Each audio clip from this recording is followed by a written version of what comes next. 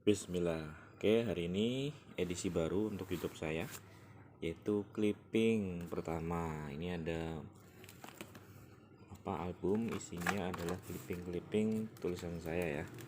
Tapi hari ini atau edisi pertama ini kita fokus ke tulisan saya yang berupa cerpen. Judulnya ini ya, Isyarat Wahyu, yang dimuat di koran terbaik di Surakarta, yaitu Solo Pos. Isyarat Wahyu ini proses kreatifnya dari ini ya, intinya aku merenung gitu bahwa bagaimana orang yang sehat ya, waras begitu, melupakan kewajibannya untuk beribadah. Nah, Wahyu di sini di judul itu tokohnya ya, tokoh sentral dari cerpen ini. Dia itu terkena gangguan jiwa begitu ya, terkena gangguan jiwa karena ayah yang disayanginya meninggal karena kecelakaan. Setelah ayahnya meninggal, si Wahyu itu yang sebelumnya juara, pokoknya keren lah secara akademis, dia jatuh total, terguncang jiwanya sehingga menjadi ODGJ ya, orang dengan gangguan jiwa seperti itu. Dan uniknya menurut cerita saya ini ya, di cerpen ini dia itu ini masih ingat kapan waktu sholat, gerakan-gerakan sholat, bahkan ketika ziarah atau berkunjung ke makam ayahnya, ketika ada azan itu dia bersegera untuk pulang ke rumah dan melakukan sholat. Dan itu diketahui oleh banyak orang. Salah satunya tokoh yang muncul di sini itu temannya ya, namanya Syarif kalau nggak salah, teman masa kecilnya seperti itu. Jadi di cerpen ini saya ingin menggugah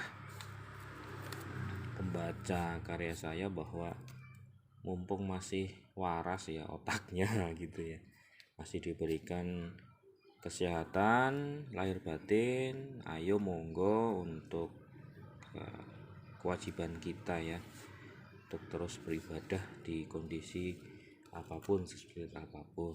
Nah, ide itu saya tuangkan dalam cerpen ini ya. Judulnya sih Hikayat ya.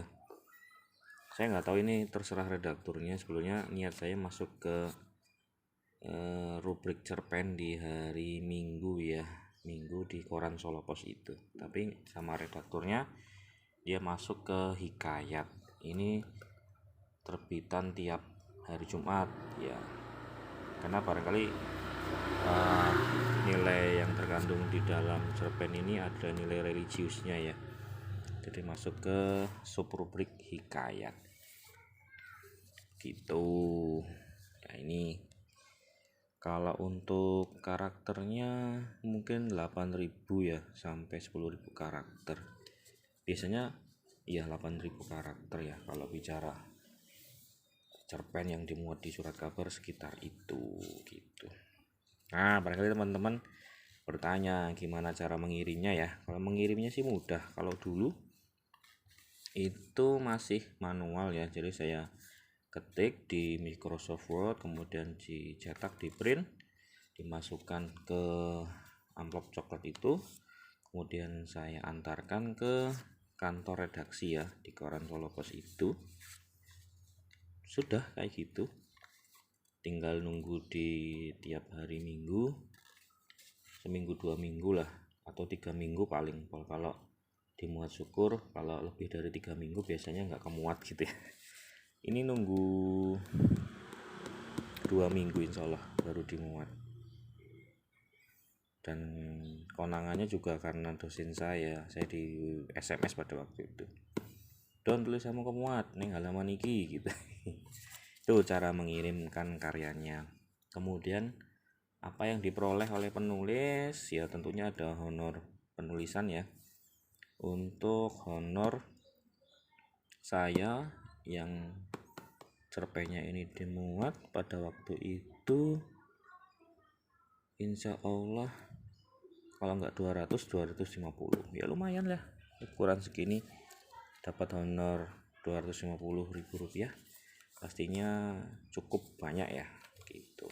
Nah, jadi di edisi atau huruf program clipping ini, selain saya menunjukkan karya saya, juga ingin memotivasi teman-teman untuk giat menulis ya, dan memublikasikannya, mengirimkannya ke surat kabar.